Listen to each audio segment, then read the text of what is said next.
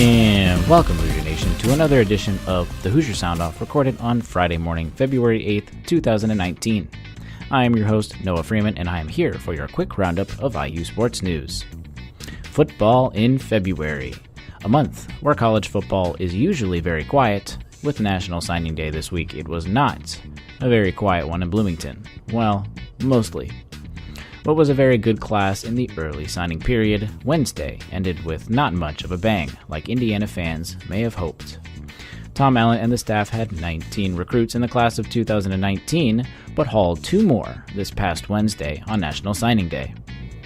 Pennsylvania offensive lineman Tim Weaver and Florida defensive back Josh Sanguinetti are the 2 newest Hoosiers in the football program. Weaver is a 3-star recruit, but Josh was a big get for Indiana. The 4-star recruit was first-team All-State in the state of Florida, which is one of the biggest states to play high school football in. Tom got the highest-ranked class in program history that included multiple of the state's top prospects, a high-ceiling transfer quarterback, and an All-American defensive back from Florida. Tom has clear goals for this team, and achievable ones at that. Quote, "Next goal," Allen said, "is to be a top 25 recruiting class." In addition to recruiting, Jonathan Crawford, Dan Godsell, and Brandon Knight will participate in the 2019 NFL Combine.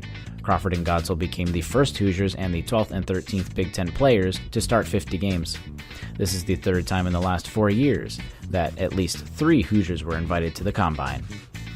Next, in an up-and-down season for the women's basketball team in the Big Ten, the Lady Hoosiers fell to Minnesota on Wednesday 65-61 in their latest game, to have an overall record of 17-7, 6-6 in conference play, which is 7th in the conference.